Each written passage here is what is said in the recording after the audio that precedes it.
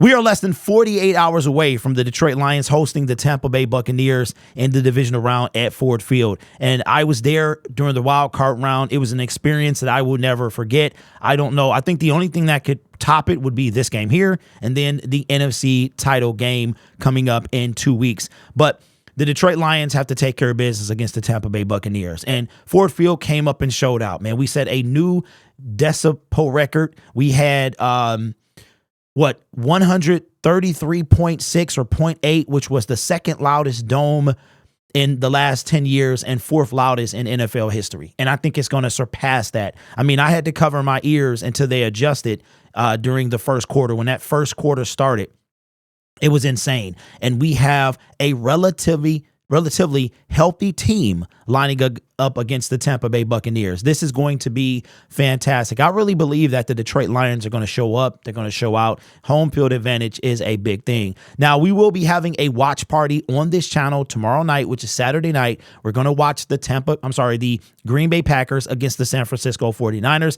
I understand that some of you guys may think that I'm looking ahead, but I'm not. We're not looking ahead. It's very similar to how we did the Seattle Seahawks last year when we needed them to we needed the Rams to beat them for us to get into the playoffs. It's just because what we're doing is we're going to watch that game, and you got to believe that the Lions, although they're not looking past the Buccaneers, they will know, just like we knew against when we played the Rams, that Dallas was put out. So we knew that we had a chance at a home game. And if Green Bay upsets the San Francisco 49ers, that same thing will happen this time around. So that'll be extra motivation for the Detroit Lions to go ahead and do their thing in front of their home crowd. We went from no playoff games at Ford Field to 2 in 7 days. How crazy is that? But the Detroit Lions have a huge opportunity in front of them this Sunday. Now, I wanted to take a look at the injury report. This might be the cleanest injury report really of any playoff team. Look at this.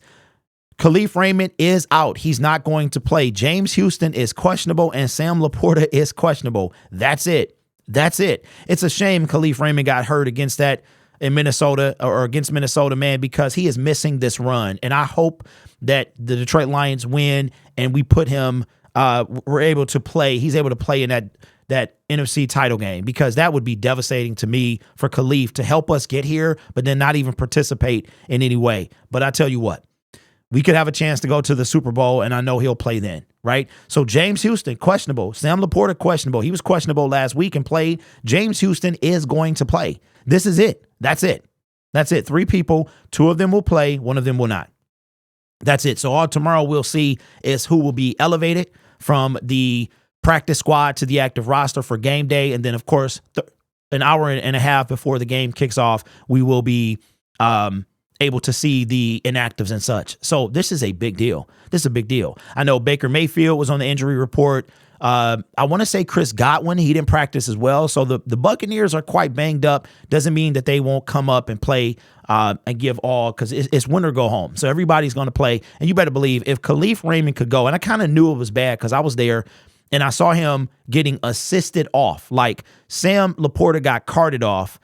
Obviously, Khalif Raymond's was more, because it looked like he couldn't put any pressure on that leg at all. But I really hope Khalif can come back, because we really could use him not only for punt returns and stuff like that, but some of these receiving and gadget plays as well. So the Detroit Lions, man, are looking real good, looking real healthy. Still can't take the Tampa Bay Buccaneer team for granted, but it's good to see. And I kind of knew James Houston would play once we waived, because we had to make room for him. And we waived a guy that could come in and play in Julian Okwara. So that would lead you to believe that 99.9% that James is going to play. And I don't know if y'all saw him yesterday, but dude is jacked. He looked like not only did he rehab, but part of his rehab was getting some muscle. Dude looked jacked, bro. And if he can if he's gained another 10, 15 pounds of muscle, all of a sudden that 245 could be 260, and James could become more than that third down pass rusher. But talking about James Houston, that I didn't mention yesterday because I hadn't watched the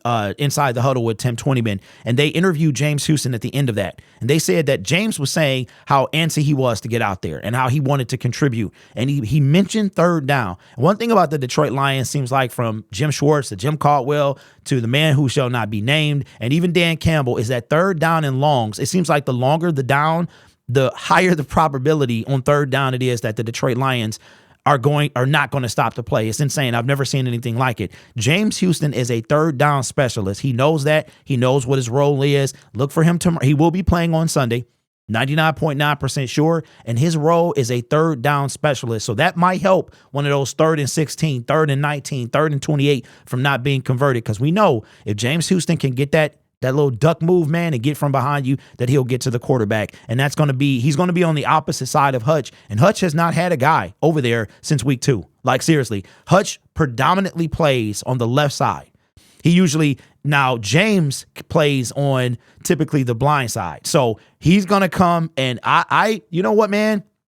I'm just going to call it. Let's say James gets a sack. Let's just say, because you know what? A sack or 2. I know you guys were putting in the comment section below on last video how much you think he's going to get. I've been seeing 1 sack, a sack and a half, 2 sacks. I'm like, you know what? Just throw everything we're throwing everything at the kitchen sink right now, right? So James Houston, I say he gets a sack. Why not? Why not? Baker Mayfield got sacked 4 times last week. I say James, because James has a knack for getting sacks, especially on 3rd down. So I say he gets a sack. Let me know what you think in the comments below. And also about the injury report is crazy. So check this out. Wanted to update everybody about the names. Thank you for all the names yesterday that you guys gave me in the comment section about the names of the Lions. So if you want this Lion, the link is in the description, okay? Now, that's going to take you to the 18-inch Lion. Here are the names for the Lion. You should be able to order them by name. Okay, the 18-inch is going to be the Cub. The 23 is going to be the Pride.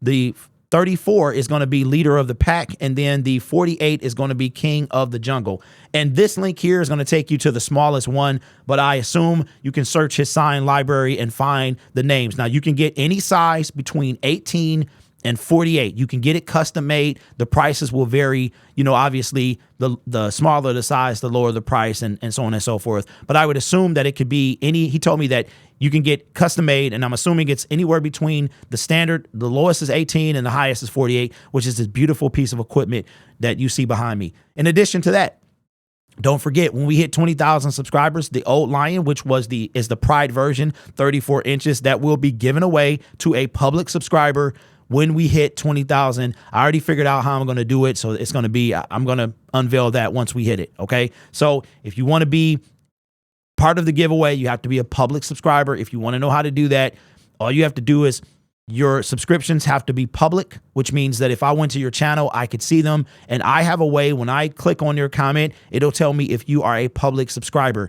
If you are a subscriber and you're not a public subscriber, I don't know that, and I can't put you in the giveaway, okay? So even if you unprivate your subscriptions and then after the giveaway, lock them back down. But listen, I've been wanting to say this for a while, and I'm going to start giving back to you guys. And I know this is part of a long video, but I want to say this. I have by far the greatest Lions community on the internet, and I'm going to start giving back to you guys. So once we hit 20,000, okay, my plan is to give away something, have a giveaway every 1,000 subscribers. And then the bigger the milestone, the bigger the giveaway will be. So just wanted to put that out there. I've been thinking about that for a time as well. Also, I'm going to open memberships after the season is over, when I have time to really think about stuff and how I'm going to get it done. So I know we went over, and I appreciate you guys listening to this right now. If you are listening right now, put in the comments, hashtag. I want you to put in a different hashtag, like every single, so that way nobody can know what's going on. So put hashtag something and make it different each time. So it doesn't have to be the same one. Whatever you choose, put a hashtag in there, because I know who my real ones are. You guys are awesome. Take care of yourself and each other. And as always, and thank you for listening to me. I appreciate it, because I know some of y'all are still here right now. You guys are awesome, man. Love you guys. Peace.